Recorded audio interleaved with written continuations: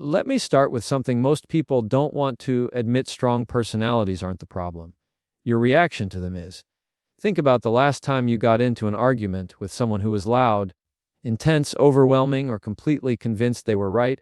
Maybe it was someone who talked over you, dismissed your point, or tried to dominate the conversation. In that moment, it probably felt like their energy dictated yours. They turned up their volume, so you felt pressured to turn up yours. They became sharp, so you became defensive. They charged forward, and you either charged back or shut down. And that right there is the moment where most people lose control, because they think the goal is to beat a strong personality. It's not. The goal is to not let them change who you are. See, strong personalities aren't necessarily bad. Many of them are passionate, confident, direct, honest, and deeply committed to what they believe. But when they argue from intensity instead of clarity, they become hard to handle. And that's where these strategies come in, not to overpower them, but to hold your ground without losing your cool, your voice, or your self-respect. So let's get into the mindset first. Your job is not to match their intensity. Your job is to protect your clarity. When someone tries to dominate a conversation, your nervous system reacts instantly. Your heart beats faster, your voice tightens, your thoughts start racing. You might feel the urge to interrupt, defend yourself, or say something you don't mean. But here's the truth: strong personalities expect you to react fast. They expect you to get emotional. They expect you to argue back impulsively, because that's how they maintain the upper hand. So the first strategy is simple but powerful: stay grounded, not triggered. When they push in, you pull back internally, not to escape the conversation, but to slow it down. When you stay calm, you break the rhythm they're trying to control. This doesn't mean you become passive. It means you stay in charge of you. The moment you protect your internal state, you've already shifted the power. The second strategy is this: lead with clarity, not volume. One of the biggest mistakes people make is thinking they need to raise their voice to be heard. Strong personalities don't respond to noise. They respond to certainty. You don't have to yell. You don't have to match their force. A steady, clear tone cuts deeper than any shout. The person who stays calm in a heated moment becomes the person in control of it. Here's something most people overlook: strong personalities don't respect long explanations. They respect clear boundaries. This is strategy number 3: set boundaries without apology. If someone is interrupting you, you don't say, "I'm sorry, but can you let me talk?" No, you say, "Hold on, I'm going to finish speaking." If someone is talking to you aggressively, you don't say, "I didn't mean to upset you," but you say, "I'm willing to continue this conversation, but only if we both keep it respectful." Your tone stays calm. Your words stay firm. Boundaries don't need emotion. They need consistency. Strategy number 4 is one of the most underrated tools in communication: ask precision questions. This is how you slow down someone who's trying to steamroll you. Questions shift the energy. Questions force clarity. Questions make intensity pause. For example, what exactly are you trying to say? What part do you disagree with? What do you need from me right now? You're making them think, not react. You're pulling the conversation out of chaos and into logic. Strong personalities can dominate a debate, but they can't dominate a question they haven't answered yet. And finally, strategy number 5, pause before you push back. People with intense personalities move fast. They overload the moment. They expect you to respond immediately. When you pause, even for 2 seconds, you break the pattern. You create space. Space is power in an argument, because it lets you step out of the emotional reaction and step into the logical response. And here's the thing: the pause is not weakness. The pause is control. It tells the other person, "I'm not reacting on your timeline. I'm responding on mine. Let me make something clear." Handling strong personalities isn't about avoiding conflict. It's about being the calmest voice in a room full of noise. It's about communicating in a way that doesn't sacrifice your self-respect. It's about knowing that confidence doesn't require aggression, and authority doesn't require volume. People with strong personalities aren't used to being met with calm firmness. They're used to people either fighting back wildly or folding completely. When you do neither, when you hold your line, keep your tone steady, ask the right questions, and set clear boundaries, the entire dynamic shifts. You're not trying to win the argument. You're trying to win your peace, your clarity, and your self-control. If another person's intensity can't knock you off balance, you've already won. And the more you practice these strategies, the more you'll notice something powerful. Strong personalities start responding to you differently. They soften. They slow down. They respect the firmness in your calm, not because you overpowered them, but because you didn't let them overpower you. That's the skill. That's the strategy. That's the kind of communication that turns conflict into understanding and arguments into conversations. When you're dealing with a strong personality, the very first battle isn't with them. It's with your own nervous system. The moment their tone sharpens, their expression tightens, or their words hit a little harder than expected, your body reacts instantly. Your chest gets tight, your thoughts speed up, your jaw clenches, and before you even realize it, your mind is preparing for emotional combat. This is exactly the moment where things go wrong because strong personalities aren't fueled by facts, logic, or calm reasoning. They're fueled by the emotional reaction they pull out of you. If they can get you to snap, stumble, defend, or chase their approval, the argument shifts into their territory. Staying grounded is not about being silent or weak, it's about refusing to let someone else's intensity decide the quality of your response. Staying grounded starts internally. It's noticing the trigger before it takes over. When someone comes at you with intensity, you don't mirror it, you observe it. You feel the rise in your chest, the heat in your face, the urge to interrupt. But instead of acting on it, you acknowledge it and hold your position. This is the part most people miss. Strong personalities push fast, and they push hard. They rely on pressure. They rely on speed. They rely on emotional momentum. The second you let that momentum sweep you up, the conversation is no longer in your hands. But when you stay grounded, you slow everything down, not for them, but for yourself. Because clarity doesn't exist in the middle of emotional chaos. You can't think clearly when your body believes it's under attack. Grounding yourself gives you the space to respond instead of react. One of the most powerful ways to stay grounded is remembering that intensity is not authority. Someone speaking louder or faster doesn't make their point more valid. Their confidence doesn't automatically make them correct. Strong personalities often use tone as a tool, a way to overwhelm, dominate, or intimidate without even realizing it. But that tool only works if you respond emotionally. When you stay steady, they lose leverage. Your calm exposes their intensity. Your presence slows their pace. Your stability makes them adjust to you instead of dragging you into their storm. Most arguments escalate because both people start playing the same emotional game. One raises the volume, the other follows. One becomes sarcastic, the other responds defensively. One interrupts, the other interrupts back. Staying grounded breaks that cycle completely. Grounding yourself is also an act of self-respect. It means you value your own peace more than the temporary satisfaction of firing back. It means you understand that winning an argument isn't about overpowering the other person. It's about not losing yourself in the process. Strong personalities often look for emotional cracks. They test reactions. They push boundaries. When you show that you can remain steady even when they turn up the heat, you communicate something incredibly powerful. I don't lose control just because you tried to take it. That level of calm doesn't make you passive. It makes you untouchable.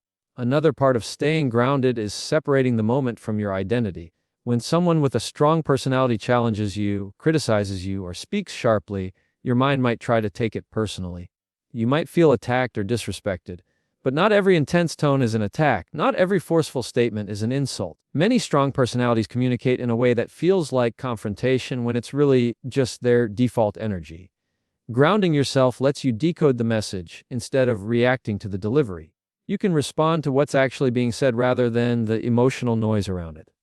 This is where real communication happens, in the space between their intensity and your clarity.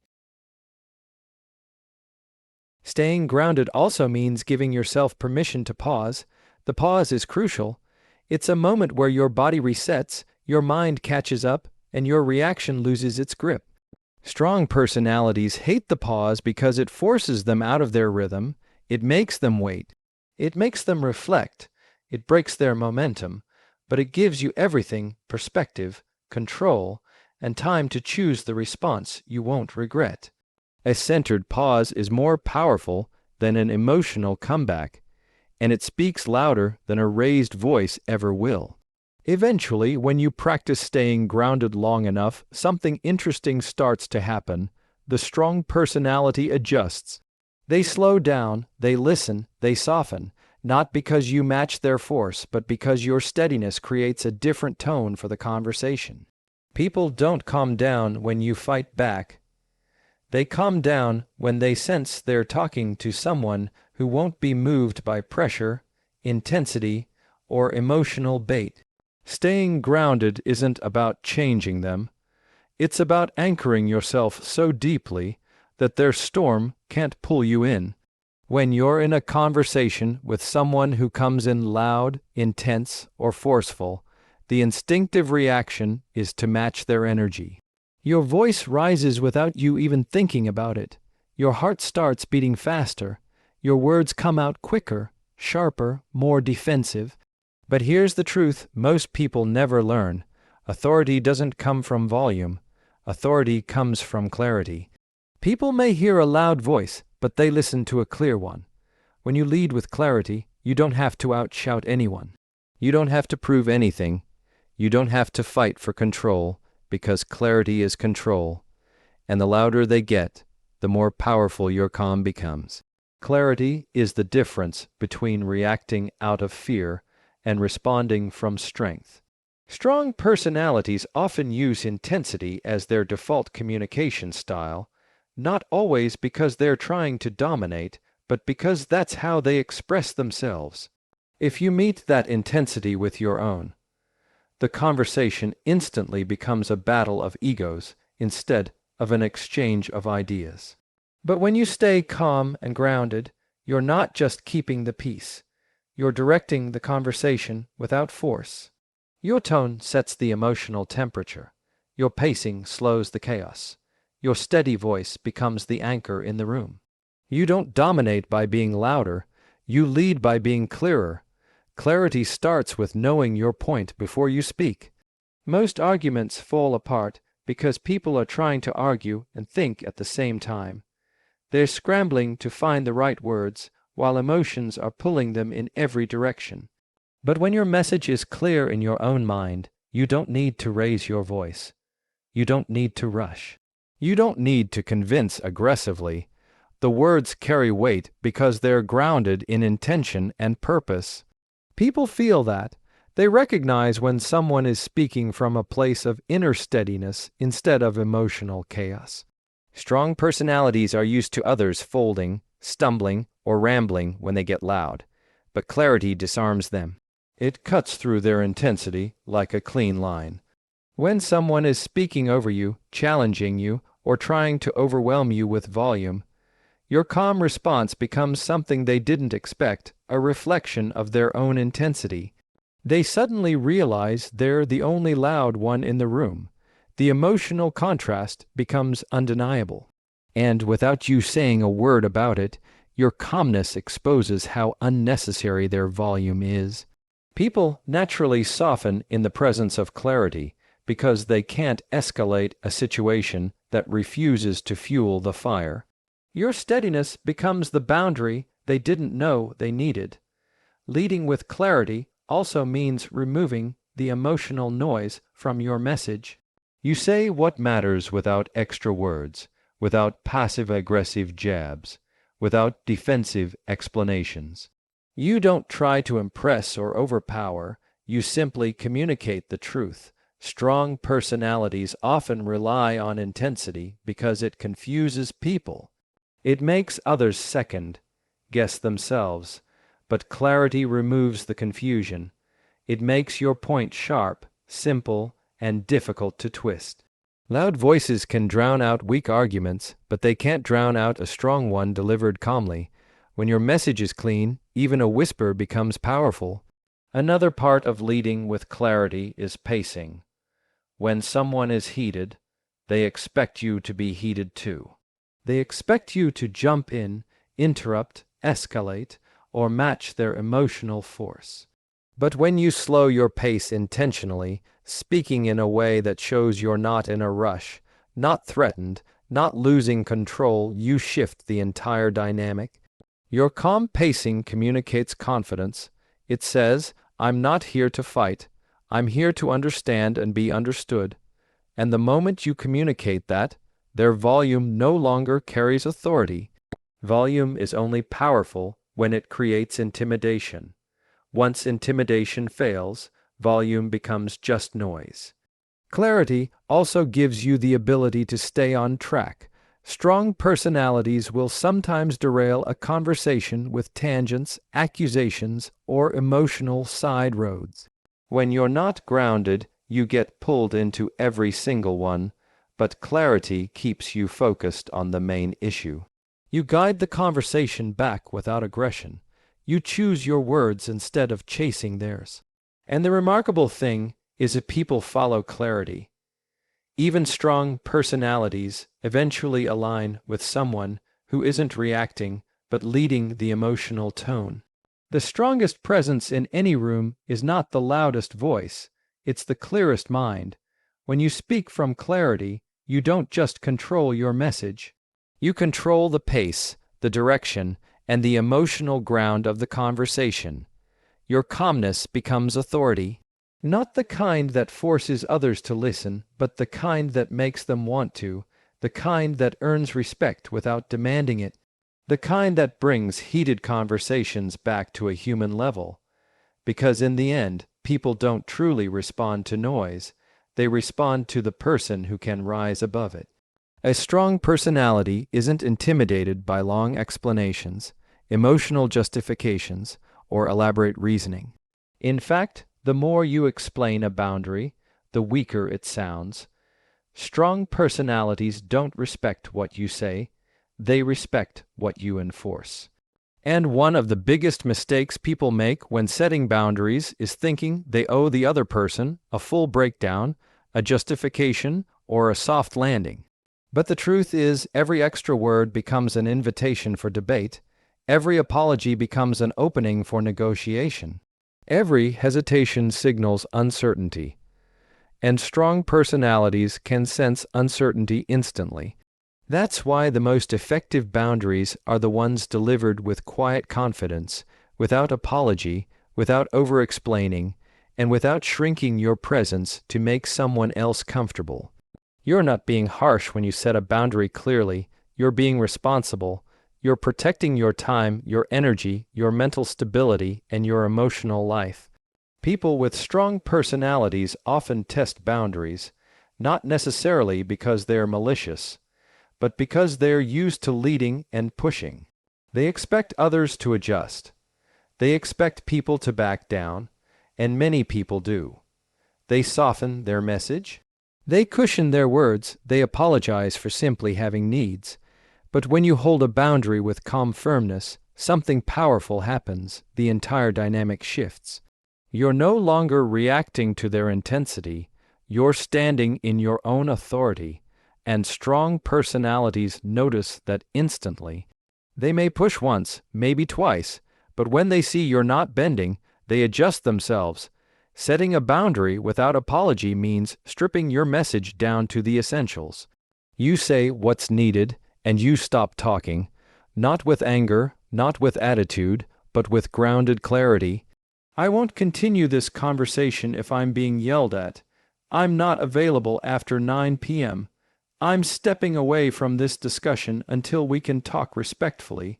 Short, simple, unemotional, and the moment you stop explaining yourself, you stop giving people ammunition to use against you. Explanations can be twisted. Emotions can be manipulated, but a clear boundary stands on its own. If someone tries to challenge it, the problem is their reaction, not the boundary itself. The reason strong personalities respect enforced boundaries is because enforcement shows self-respect. Anyone can say they have boundaries. Very few people actually hold them. When you follow through, you communicate a truth about yourself. I take myself seriously. And once someone realizes that, they take you seriously too. Strong personalities don't respect people who fold at the slightest push. They listen to people who are consistent, people who don't wobble, people whose words match their actions. And that consistency doesn't require aggression. It requires patience, emotional steadiness, and follow through.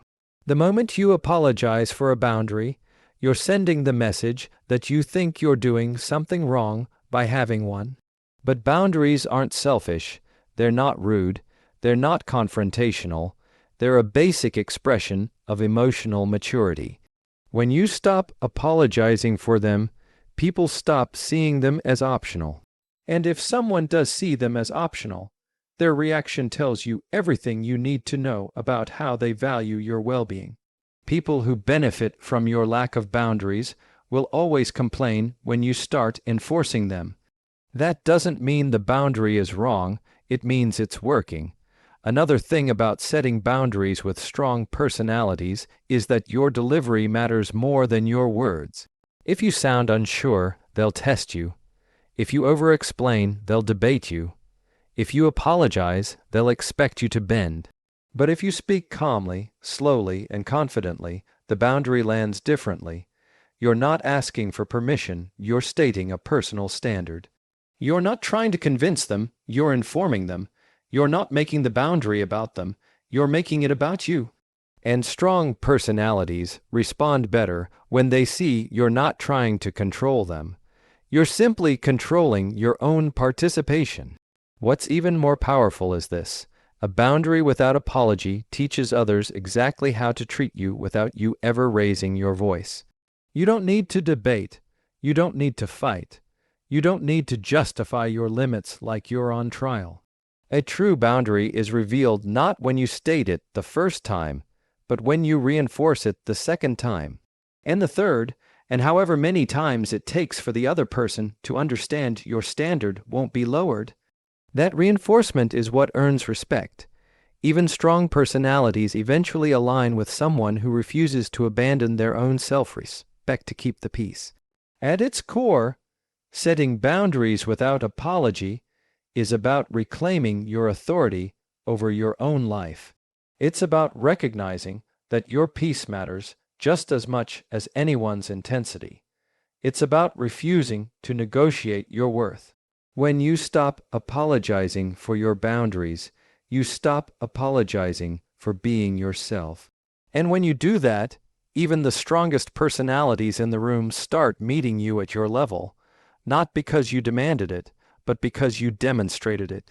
Asking precision questions is one of the most powerful tools you can use when dealing with a strong personality, because it forces the conversation to slow down, strip away the noise, and reveal what actually matters underneath all the intensity. Most arguments escalate not because the issue is complicated, but because the people involved are reacting faster than they are thinking. Strong personalities tend to fire off bold statements, broad accusations, or emotionally charged comments, and if you respond at that same speed, you get trapped inside their momentum. But when you shift the pace by asking specific, calm, clarifying questions, you break the pattern instantly. You move the conversation from reaction to reflection. You take it from emotional to logical, and suddenly, the argument loses the heat that was fueling it. Precision questions do something even more important. They force the other person to get specific. People with strong personalities often speak in absolutes. You always, you never. This is ridiculous. You're wrong. That doesn't make sense. These statements are emotional shortcuts, not real information. They are built to provoke, not to clarify. They create pressure instead of understanding.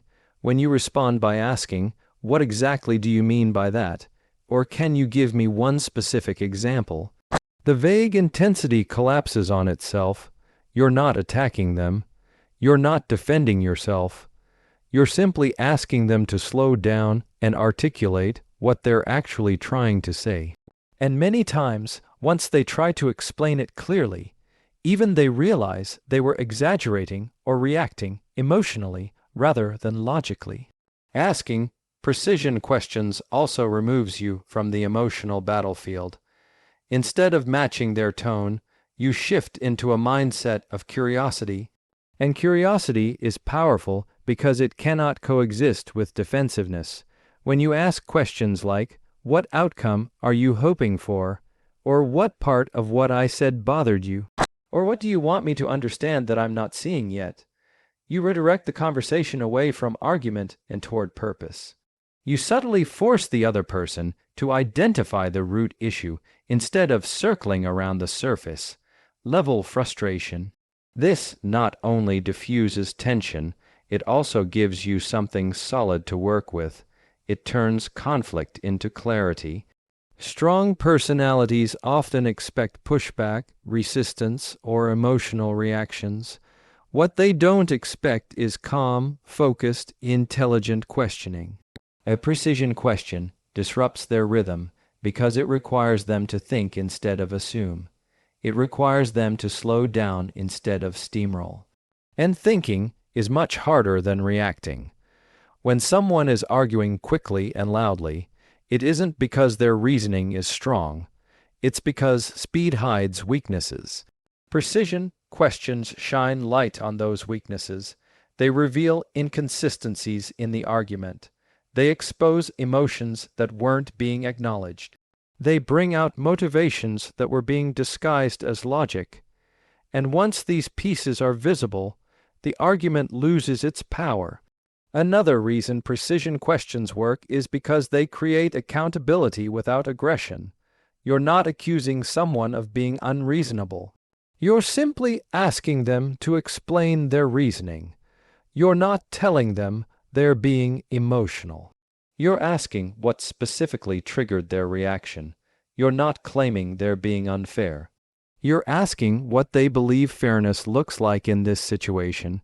Questions don't attack, they illuminate.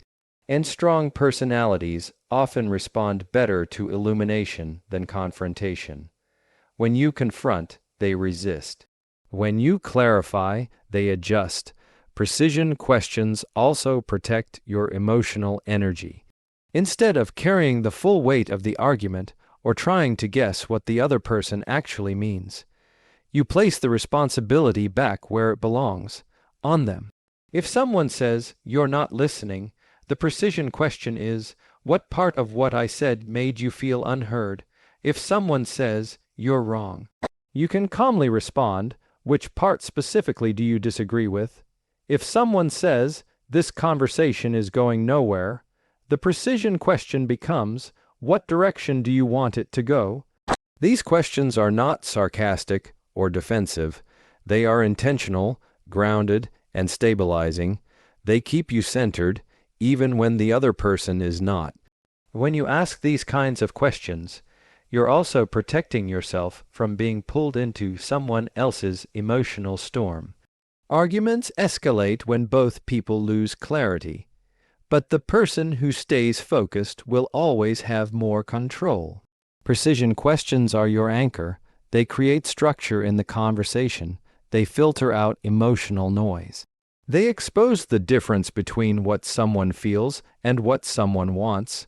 And once you know that difference, the entire argument becomes easier to navigate.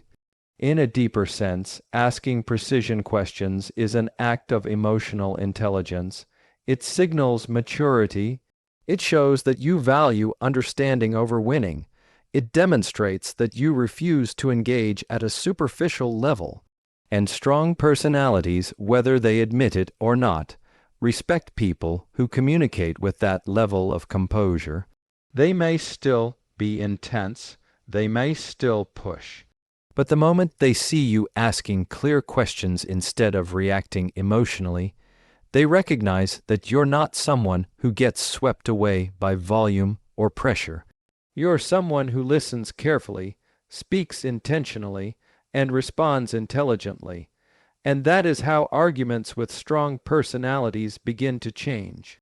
Not by overpowering them, not by silencing yourself, but by guiding the conversation with clarity, precision, and calm control, one question at a time. When someone with a strong personality tries to dominate a conversation, the instinct for many people is to immediately defend, react, or match their intensity. But that's exactly what pulls you into the trap they expect you to fall into. The real strength isn't in firing back with sharper words or louder tones. It's in creating space before you respond. That space is where your clarity, control, and emotional leverage live. Most arguments escalate because people speak too quickly, not too honestly. They rush to defend themselves or counterattack before they even fully understand what's happening. But when you pause, even for a few seconds, you change everything. You interrupt the momentum of their intensity. You disrupt the rhythm they're used to in conflict. You give yourself room to choose your response instead of reacting from impulse. And you make them confront the silence, which often reveals far more than any immediate comeback ever could. A pause is not weakness, it's not retreat, it's strategy. Strong personalities rely on speed, quick comebacks, fast escalation, immediate pressure. They expect you to get flustered, emotional, or defensive. They expect you to jump into the heat with them. When you don't, when you give yourself a moment to breathe, you show that their urgency doesn't control you. You reclaim the pace. You create a moment where your brain can catch up with your emotions. That second of silence is where you remind yourself what matters, what doesn't, and what you actually want to say. It's where you stop yourself from saying something you'll regret, and it's where you gain the upper hand without raising your voice or feeding their momentum. That pause also forces the other person to sit with their own words. Most strong personalities speak to dominate, not to connect. When you don't immediately fire back, they hear themselves. They feel the weight of what they just said. They become aware of the tone they're using. The space you create becomes a mirror, and mirrors make people uncomfortable in the best way. It shifts them from attack mode to self-awareness. Many arguments de-escalate right there, not because you said something powerful, but because you didn't rush to respond. When you pause, you also signal self-respect. You show that you take your words seriously enough not to waste them. You show that you value your emotional state enough not to let someone else hijack it. You show that you're not willing to be dragged into a fast-paced argument where nobody listens and everyone tries to win. That's something strong personalities deeply notice.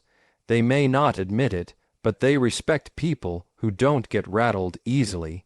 Your ability to create calm in a moment of intensity becomes its own kind of authority. Pausing also gives you a chance to gather data. What exactly are they upset about? What is the real issue here underneath the volume or intensity? Is this worth engaging in? Or is this just noise? People who respond immediately miss these details. They hear tone, not meaning. They hear the pressure, not the point. When you take a moment, you start to see through the argument instead of getting stuck inside it. You begin to understand whether this is something that needs clarity, boundaries, or simply distance. That's impossible to determine when you're reacting at the speed of emotion. And sometimes the pause is not just a few seconds, it's a choice to wait minutes, hours, or even a day before responding. You're allowed to say, "I need a moment," or "let's pick this up later." You're allowed to protect your energy. Strong personalities often push for immediate resolution because they think pressure guarantees control. When you refuse the timeline they're trying to force, you break the pattern. You show that the conversation will happen when you're ready, not when they demand it. Space is power. Silence is power. Slowing down the conversation is power, not because it makes you superior, but because it keeps you grounded in your own emotional intelligence. When someone tries to overpower you with intensity, your calm interruption of the rhythm becomes the thing that centers you and disarms them. You don't win by outshouting them. You win by not letting their speed dictate your state. And when you learn to pause before pushing back, you stop arguments from dragging you into chaos and start guiding them toward clarity, intention, and control.